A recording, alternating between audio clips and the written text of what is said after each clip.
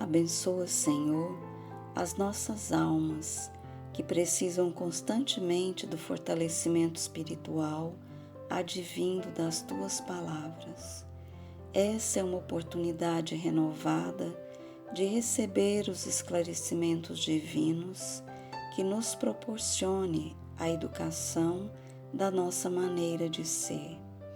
À maneira de um aluno da escola tradicional que precisa estudar e refletir para fazer os exercícios de fixação e comprovar o seu aprendizado, nós também temos que ter os mesmos cuidados para que os teus ensinamentos se solidifiquem em nosso interior. Essa riqueza espiritual não pode ser um talento escondido, mas sim multiplicado. Nos ajude, Senhor, a termos o entendimento que movimente os nossos sentimentos e consigamos transferir para as nossas atividades simples ou complexas os teus exemplos.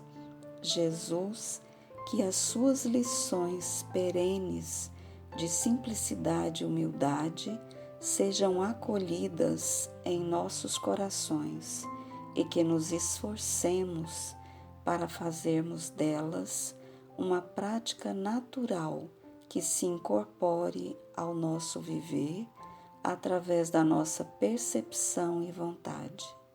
Abençoa, Senhor, os nossos propósitos. Obrigada, Senhor, e assim seja.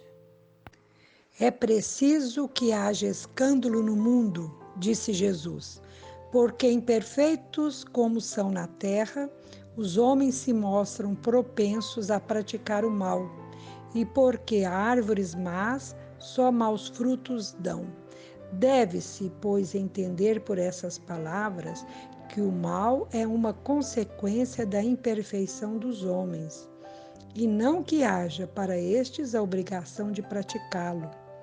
É necessário que o escândalo venha, porque, estando em expiação na terra, os homens se punem a si mesmos pelo contato de seus vícios, cujas primeiras vítimas são eles próprios e cujos inconvenientes acabam por compreender.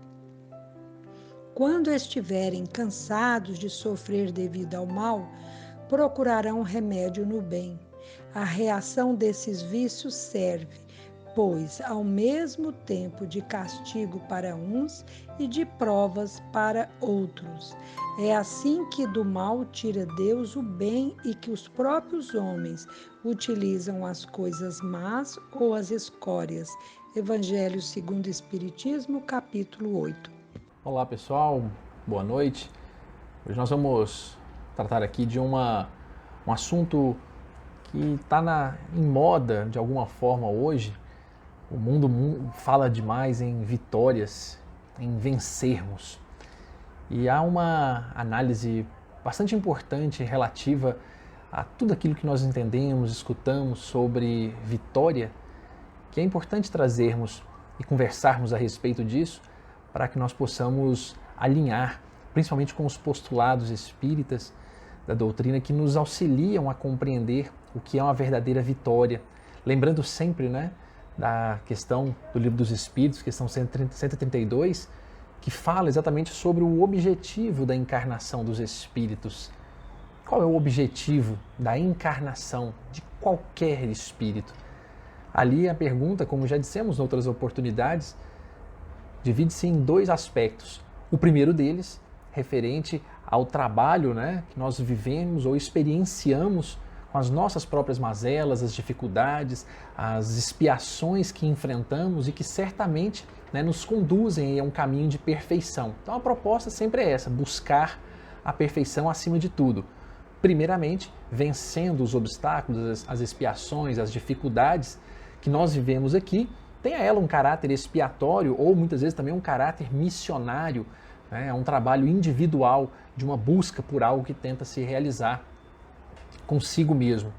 Mas, juntamente com essa proposta individual, há também aquela proposta coletiva, a proposta, na verdade, de cada espírito participar, por assim dizer, ou engrenar nessa engenharia, nessa engrenagem divina em que tudo que nós fazemos tem algum acerto ou movimenta essa atividade divina de alguma forma. Então, quando entregamos um pão, levamos obviamente algo a uma pessoa, fazemos isso por nós, pela pessoa, mas aquilo também movimenta algo importante de uma missão ou pelo menos de uma tarefa coletiva em que nós atuamos não só por nós, mas por todo o equilíbrio do planeta de alguma maneira. Qualquer gesto, quando fazemos bem nosso trabalho, quando conversamos com uma pessoa, ou mesmo quando também agimos sempre pensando, claro, em fazer o bem, e às vezes, ainda que equivocadamente o façamos, há essa percepção de que tudo aquilo que realizamos faz parte desse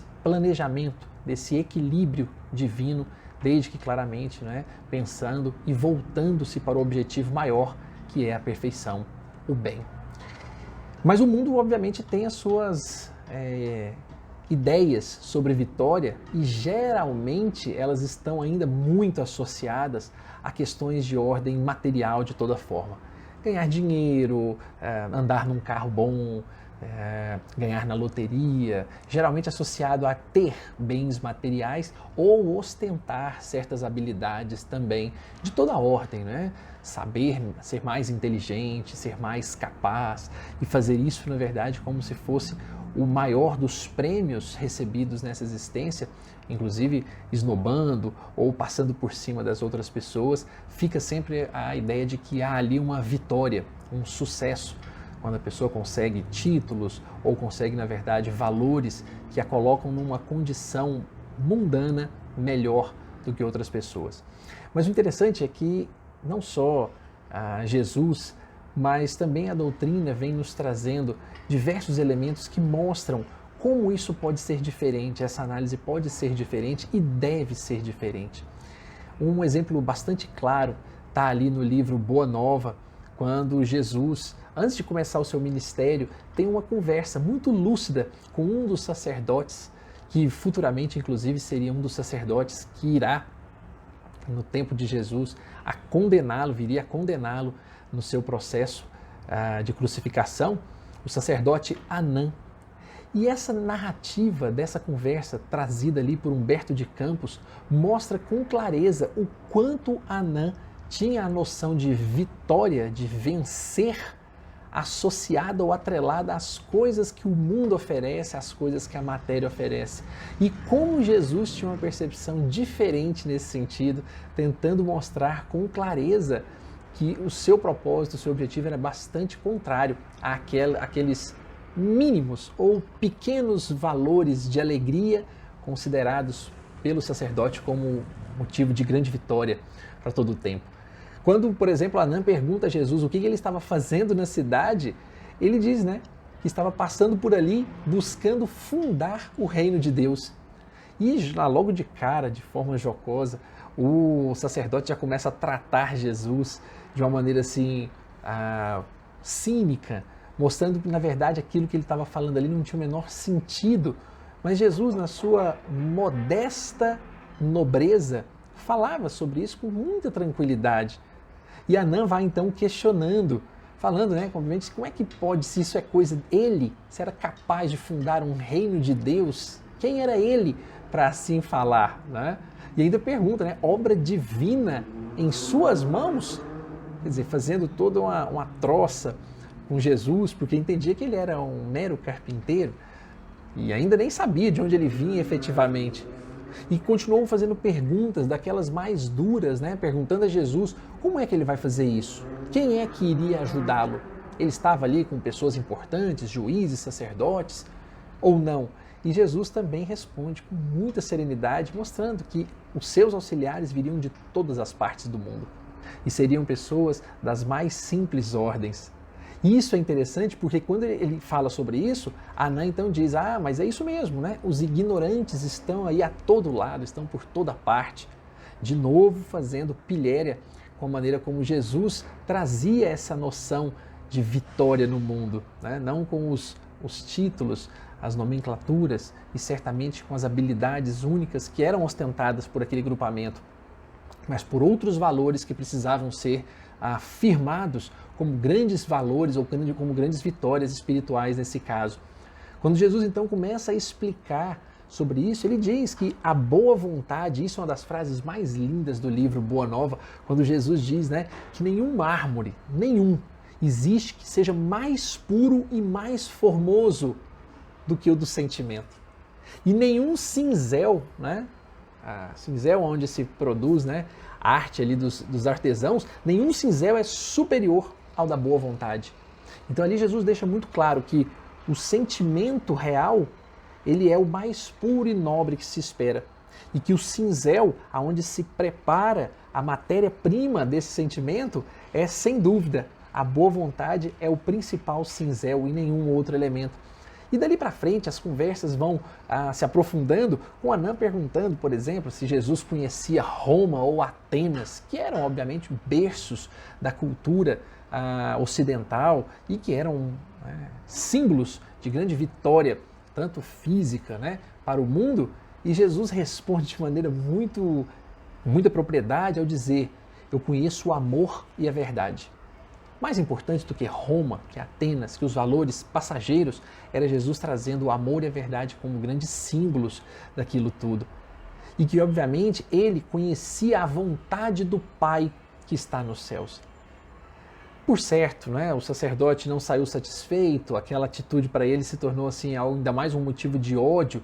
Posteriormente, Jesus começaria o seu ministério convocando os apóstolos, essa conversa precedeu a toda essa atividade, mas nos mostra com clareza que Jesus já tentava implantar uma noção mais exata de que vitória, de vencer o mundo, não se trata de sucessos, não se trata de objetos, não se trata de adquirir, conseguir coisas. Mas no final das contas, é uma outra proposta muito mais associada a fazer o bem, a edificar sempre, a obviamente manter a paz, a lucidez, o perdão às ofensas diante de tantas que são elas e, claro, manter o hábito desse contato divino com a oração. Assim, até mesmo segundo Emmanuel, trazendo em uma de suas belíssimas mensagens, assim vencerás, como ele mesmo diz, o benfeitor. Então essa ideia de nós fazermos o bem de alguma maneira não está só associada à ideia de fazer o bem, aquela caridade material, de levar algo a alguém.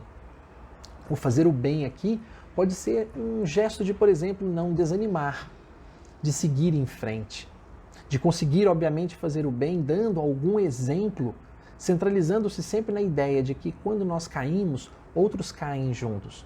Claro que temos os nossos dias de fraqueza, de entregarmos os pontos, como você assim o diz, mas obviamente podemos nos lembrar que quanto mais lúcidos somos, quanto mais esclarecidos somos, nós começamos a descobrir os nossos próprios erros, começamos a nos analisar com mais clareza e começamos então a fazer como Santo Agostinho sugere no Livro dos Espíritos, que ao identificarmos os pontos que poderíamos ter mudado, melhorado, feito melhor, nós também nesse sentido nos sentimos mais aptos a cuidarmos de nós e de quem conosco caminha.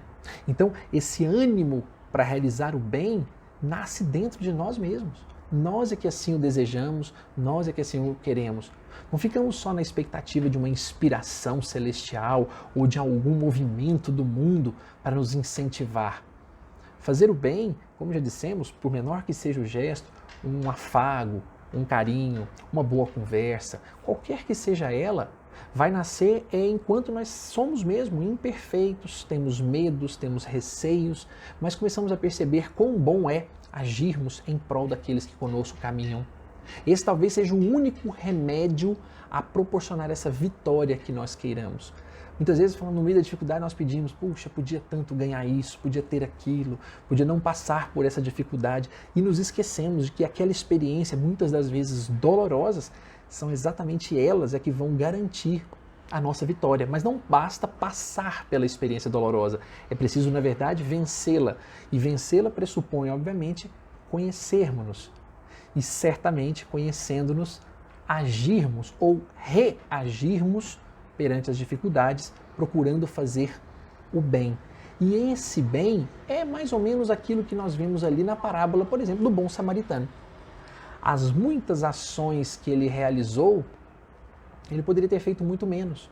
Poderia estar apressado, deixado de realizar algo. Poderia estar um pouco mais afoito e não ter conseguido auxiliar. Poderia ter feito um monte de coisas, mas ele optou por fazer adotou todas as possibilidades que lhe eram oferecidas e que ele tinha então o livre arbítrio para poder realizar em prol de alguém, fazer o bem. É por esse motivo, nesse mesmo sentido, é que nós temos assim um largo espectro de possibilidades de fazermos, de obviamente nem fazermos, nos entregarmos, mas termos a lucidez posterior de falar: eu podia ter feito, eu já conseguia ter feito, minha consciência indicava que eu já poderia ter feito e não fiz dessa.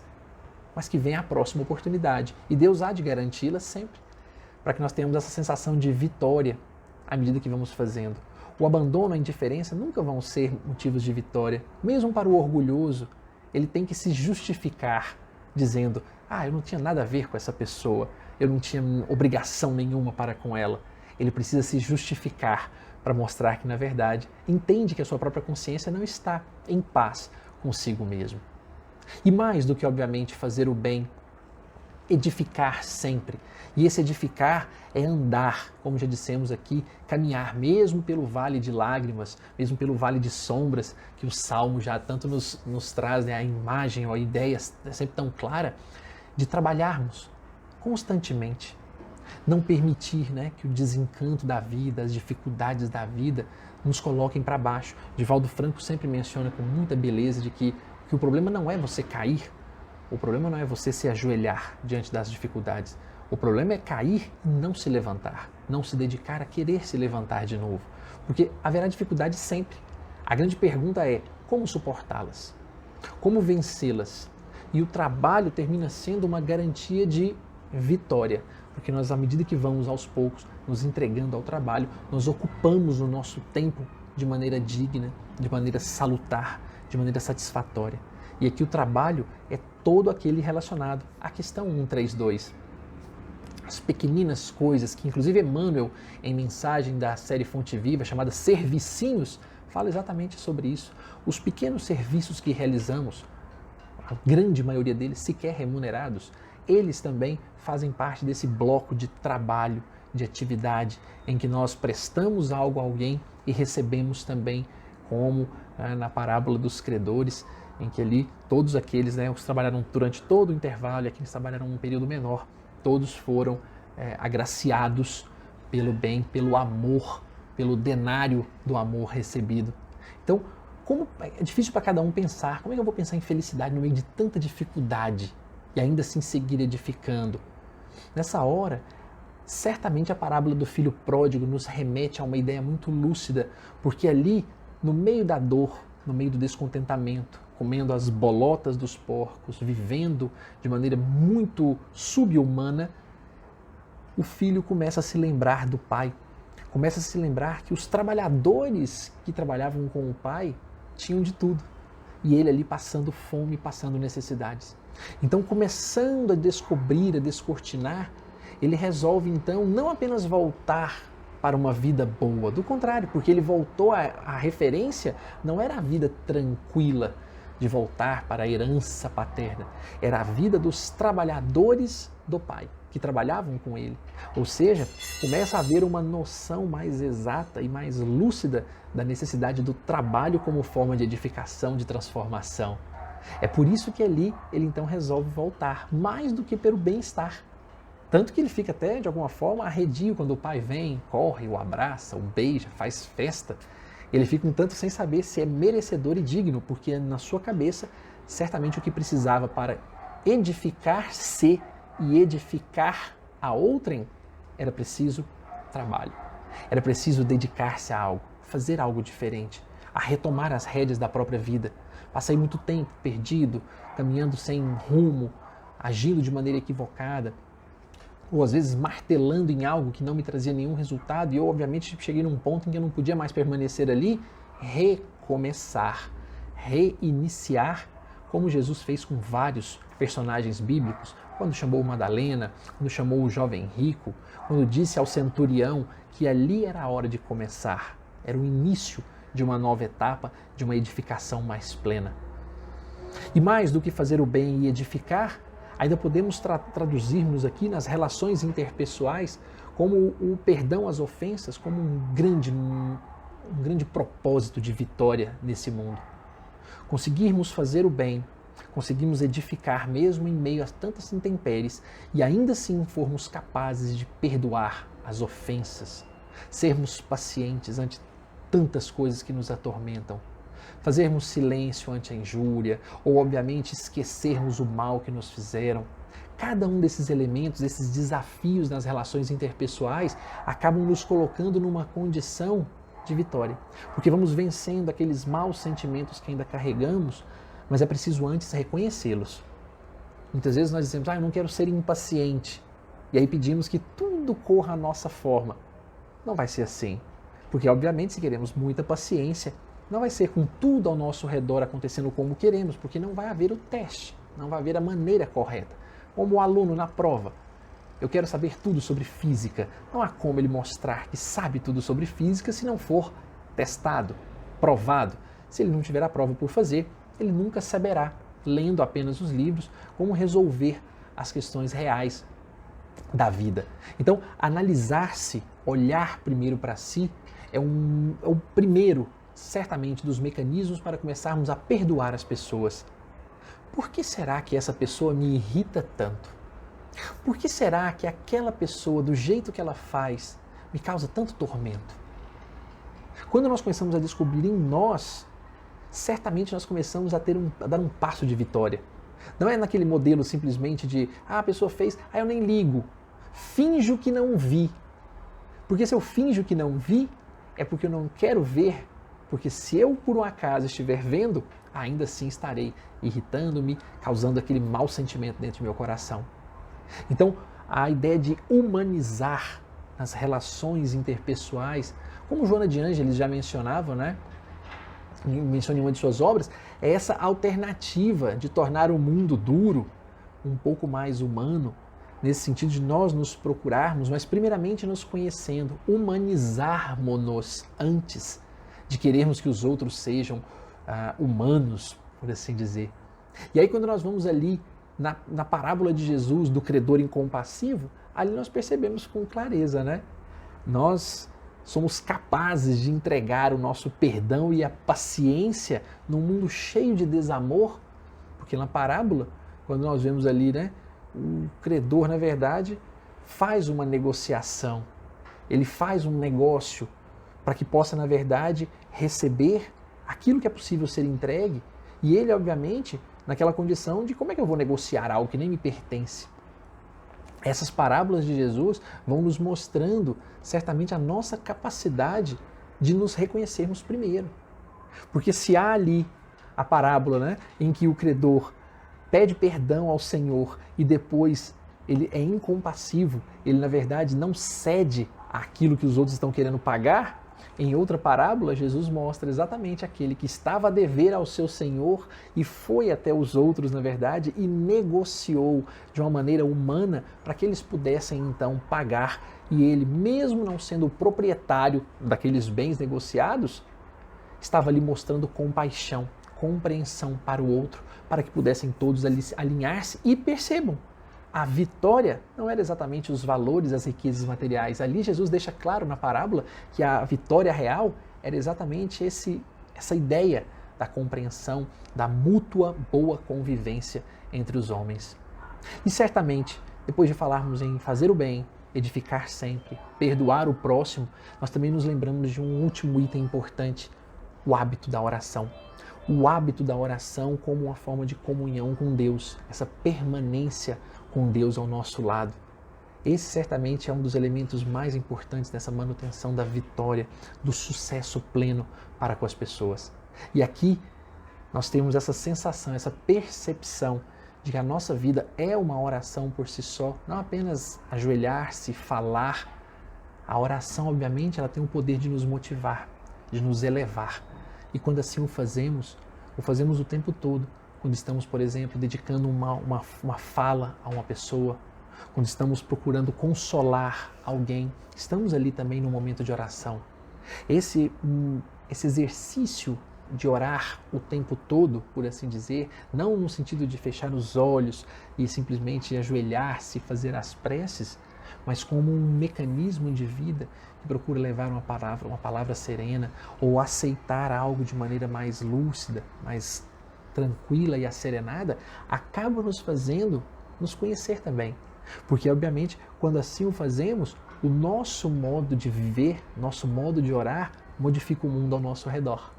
Então essa ideia, ela fica muito lúcida, muito clara ali, por exemplo, na parábola do fariseu e do publicano, para pegar mais um exemplo de Jesus, quando vemos com uma notória falácia por parte do fariseu, quando diz que faz isso, faz aquilo, e grita e tal, expõe, faz oração o tempo todo, doa tanta parte dos seus valores a Deus, e vemos o publicano que se reconhece como um pecador pedindo: Senhor, perdoa meus pecados. Mas de forma muito franca. E ele sabe que mais do que simplesmente bater no peito e pedir a Deus, é fazer na sequência algo de positivo, numa nova oração que não está só nos lábios, mas está no coração. Assim, essa perspectiva de imaginarmos fazer o bem, edificarmos sempre, perdoarmos o próximo na relação com o outro e entrarmos em sintonia com Deus nessa ideia da oração, nós temos assim um resumo de uma ideia do que nos leva a vencer efetivamente nessa vida. Unindo esses 4 valores, certamente nós vamos alcançar aquilo que está ali no Livro dos Espíritos, quando nos diz na questão 909, se nós somos capazes de vencer as nossas próprias imperfeições. Sim, somos capazes, por esforços insignificantes.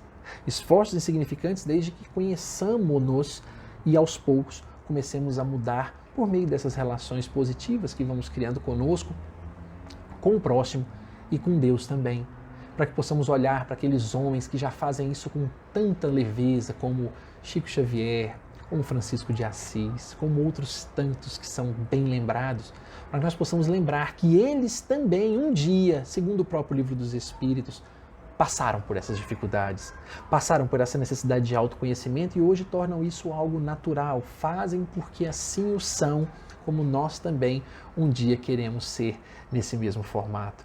E aí lá, certamente, ao ouvirmos e guardarmos esses ensinamentos, lembramos do trecho final do Sermão do Monte, lá no capítulo 7 de Mateus, quando Jesus então diz que todo aquele que ouve essas palavras de Jesus assemelha-se àquele que constrói a sua casa sobre a rocha segura. E aquele que não ouve, obviamente, àquela casa construída sobre areia, que certamente e facilmente será levada por qualquer intempérie. Cada um desses elementos nos fazem recordar aqui, de maneira muito clara, o capítulo 17 do Evangelho segundo o Espiritismo, quando ele menciona o homem de bem.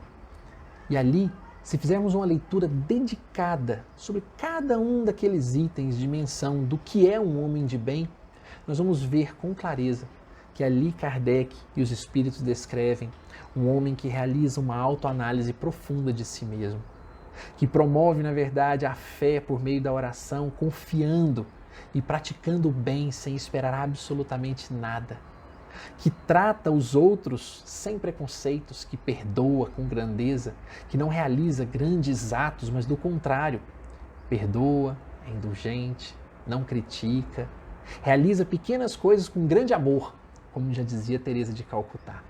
E no final das contas, acaba reconhecendo que não são todas aquelas características, existem outras tantas, mas que certamente essas ali, o esforço por entendê-las já auxilia na grande proposta das outras tantas que ainda hão de ser conhecidas por nós. Por essas e outras é que nós deixamos aqui, na verdade, esse recado de que para que possamos pensar o que é vencer nesse mundo. Será que eu quero mesmo é somente o melhor emprego para mim, para os meus filhos, para as pessoas queridas? Será que eu quero apenas o melhor carro, a melhor casa, as melhores condições de vida? Ou será que no fundo, eu quero mesmo essa vitória real, que não vai ser despida necessariamente das questões materiais por si só, mas serei eu capaz de exercer a vitória, a felicidade, conforme o próprio Livro dos Espíritos nos traz, no aspecto material, feliz com o que se possui, ou que, obviamente, o que se utiliza, né? Porque não somos proprietários, mas apenas meros possuidores. E no campo moral, termos fé, confiança no futuro e a certeza, obviamente, de que tudo aquilo que experimentamos aqui é para o nosso bem. Essa chamada felicidade relativa é, sem dúvida, a grande vitória. Essa mesma vitória narrada com muita grandeza e com muita clareza por Emmanuel, que na sua mensagem, como já dissemos aqui o nome, Vencerás, ele trata ali com uma grandeza e obviamente uma maestria, tudo aquilo que certamente nós aqui precisamos aprender e conhecer, né, como uma espécie de manual para a nossa própria existência, lembrando que certamente o benfeitor tem lá a sua sabedoria para nos mostrar com muita singeleza em cada um dos itens como podemos vencer. Então eu encerro aqui deixando a sua mensagem para que possamos pensar com carinho, peço perdão para que possa fazer a leitura dela aqui, da mensagem então chamada Vencerás. Diz assim Emmanuel: não desanimes, persiste mais um tanto. Não cultives pessimismo, centraliza-te no bem a fazer. Esquece as sugestões do medo destrutivo, segue adiante, mesmo varando a sombra dos próprios erros. Avança, ainda que seja por entre lágrimas. Trabalha constantemente, edifica sempre. Não consintas que o gelo do desencanto te entorpeça o coração.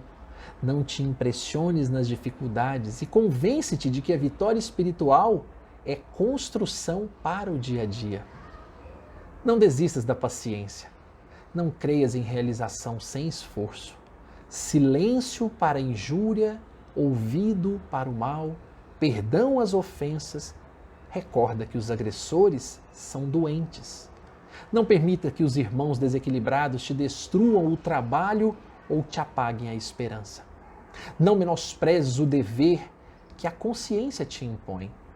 Se te enganaste em algum trecho do caminho, reajusta a própria visão e procura o rumo certo. Não contes vantagens nem fracassos. Estuda, buscando aprender. Não te voltes contra ninguém. Não dramatizes provações ou problemas. Conserva o hábito da oração para que se te faça luz na vida íntima. E resguarda-te em Deus. E persevera no trabalho que Deus te confiou. Ama sempre, fazendo pelos outros o melhor que possas realizar. Age auxiliando, serve sem apego e assim vencerás.